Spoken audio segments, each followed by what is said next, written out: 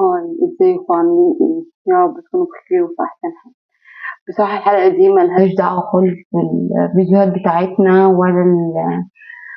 ولا المحتوى اللي احنا بنتكلم فيه دايما، ولا ليها علاقة بالسكين كير ولا الروتينز ولا الكلام ده خالص يعني. ان شاء الله النهاردة انا عايزة اتكلم معاكم في موضوع تاني خالص ملوش دعوة بالحاجات دي خالص. انا عايزة اتكلم معاكم النهاردة او كلام موجه للستات عموما يعني. تعرفي الراجل الخاين ازاي؟ اولا الراجل الخاين هيبان من علامات كتير جدا. اولا هتلاقيه ما بيه بقى بيهمل كل المناسبات المهمة بينكم، ما بيهتمش بيها نهائيا، وغالبا ما بيديش ليها عذر لان هو مش فاضي او مشغول او عنده حاجة. لا، غالبا هتلاقيه اختفى تماما. ده اللي بقى ايه النوع اللي بقى منتشر جدا من الرجالة في الفترة الأخيرة.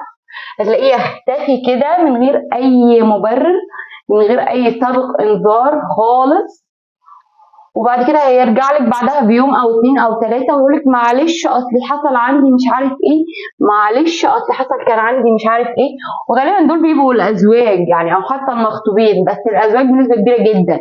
يعني هتلاقيه في عيد الحب بتاعكم بيختفي، في عيد الجواز بيختفي، في عيد ميلادك، في عيد ميلاده.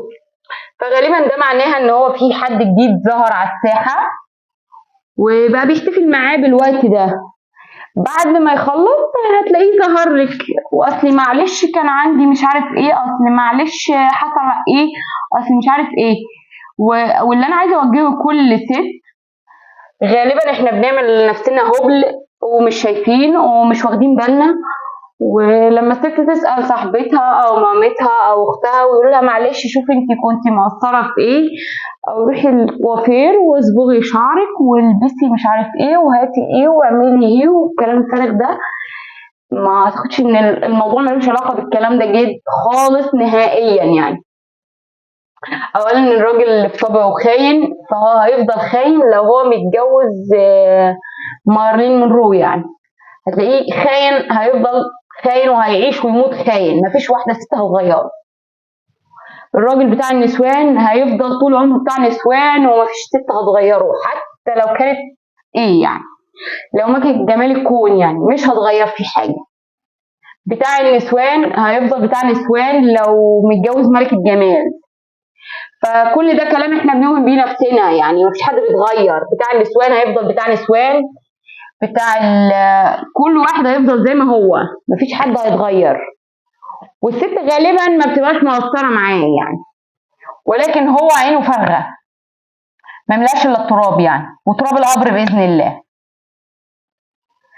فلكل ست اتمنى ان هي تاخد موقف لما تكتشف خيانه الراجل، لان الراجل اوريدي شيء لا ارادي ومش هيظهره ليها ابدا، بل بالعكس هيتقبل ذلك جدا ان هي غفرت له وان هي عدت له وان الموضوع ما ذكرتهوش وما اتكلمتش فيه وعملت هبله وعملت من بينها وكل الكلام ده. شيء لا اراديا هي خلاص سقط من نظره، بقت قليله في نظره، ما بقتش ست في نظره. هيفضل طول الوقت بيدور على واحده تانية، لان هي كون ان هي عرفت بحاجه زي دي وعملت تعبيطه، فكون ان هي خلاص مش شايفه نفسها قليله، فكون ان هي شايفه نفسها قليله فهو مش هيشوفها كبيره، هو هيشوفها اقل من ذلك بكثير يعني. فاتمنى من كل ست ان هي يكون ليها رد فعل، ايا كان رد الفعل، بس يكون ليها رد فعل على حسب هي ايه او على حسب هو الشخص اللي بتتعامل معاه ايه، بس لازم يكون لها رد فعل. لان الراجل حقيقه مفيش راجل بتعجبه الست اللي معاه ايا تكن، حتى لو عامله له ايه لازم بيدور على ست تانية. يعني لو راجل معاه ست مطيعه، ست مش متطلبه، ست ما بتقولوش هات ولا عايزه ولا جيب لي ولا اعمل لي ولا الكلام ده، ولا صاحبتي جوزها جاب لها ايه ولا جوزها عمل لها ايه ومش عارف ايه والكلام ده كله، هيدور على ست بتقول له انا عايزه كذا، انا عايزه كذا، اعمل لي كذا، جيب لي كذا، انا عايزه مش عارف ايه، اعمل لي كل الكلام ده. يعني هو ما بيعجبوش اللي معاه ايا يكن. لو ست سيئه وصوتها عالي وبتتخانق وبتزعق ومتطلبه، هيدور على واحده تاني على العكس تماما، ما بتطلبش، ما بتتكلمش، ملهاش اي متطلبات في الحياه غير انها عايشه وخلاص، بتاكل وبتشرب وبتنام. بس. وغالبا الرجاله كلها بقت عايزه الست اللي يتجوزها، اللي تخلف عياله ملهاش اي حاجه في الحياه غير انها تاكل وبتشرب وبتنام كده ويعيش حياته بقى ويقضيها. عايز واحده مغفله في البيت بيعرف يضحك عليها بكلمتين، يعرف يجي يثبتها بكلمتين، يقول لها اصلك وحشتيني، اصلي ما عرفش حصل ايه، اصلي كان ايه في ايه مش عارف ايه وخلاص. ولا الست بتصدقه ويتعدي الموضوع وكأن شيئا لم يكن. هو كده بيبقى مرتاح نفسيا، ولكن شيء لا إرادي جواه. لا هو مش حاسس بوجوده، هو عايز الست اللي تتفاعل معاه، ايه اللي اتخانقت معاه واللي طلبت منه واللي زعقت معاه واللي قالت له عايزه واللي قالت له مش عارف ايه، كل الكلام ده. لكن لا الموضوع له علاقه بالصبغه ولا له علاقه بغيري وجددي والبسي واعملي وسوي وكل الكلام ده، ملوش علاقه نهائيا. احنا بنشوف ستات حرفيا ملهاش علاقة بالأنوثة، ملهاش علاقة بالجمال، ملهاش علاقة بأي حاجة، والراجل اللي معاها بيعبدها بيعشقها. فأعتقد الموضوع ملوش علاقة بالمواضيع دي كلها تماما. فلكل ست يكون ليكي رد فعل لو اكتشفتي ان الراجل اللي معاكي بيخونك.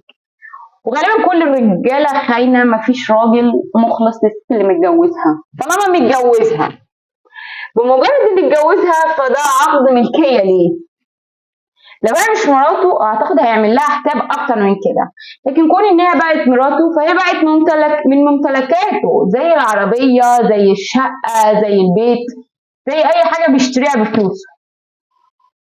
ملهاش اي حقوق، ملهاش اي متطلبات، ملهاش اي رغبات.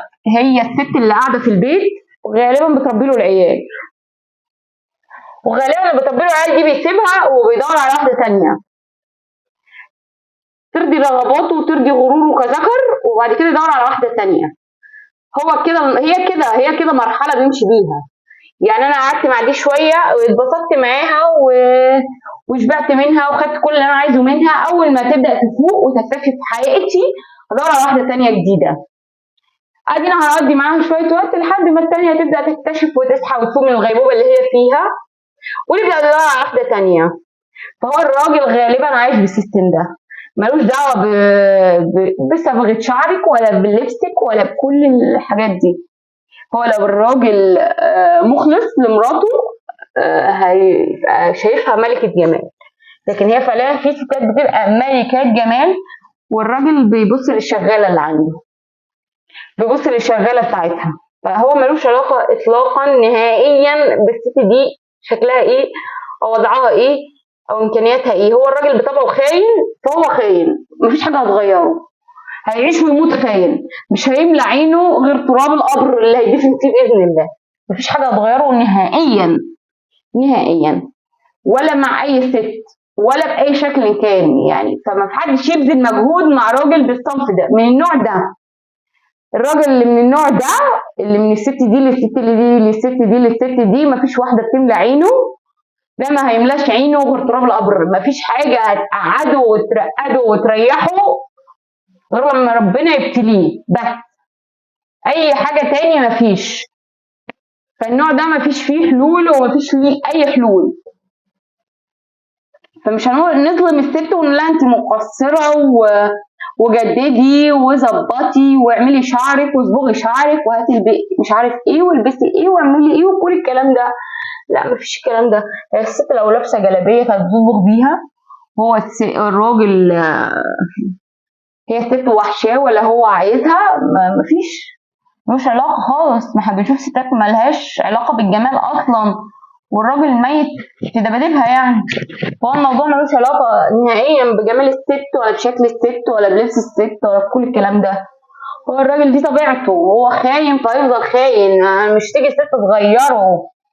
بس فانا اتمنى من كل ست ان هي على حسب الراجل اللي معاها اذا كانت عايزه تكمل او ما تكملش او ايه وضعها، فيكون ليها رد فعل ابسط حتى رد الفعل. ان هو الراجل اللي من النوع ده هيفضل كده وهيعيش كده وهيموت كده بس. شكرا لكم يا ستات، ولو عجبكم الفيديو ما تنسوش تشتركوا في القناة لان القناة لسه جديدة وهتكبر بيكم معاكم بإذن الله. وشكرا لكم جدا.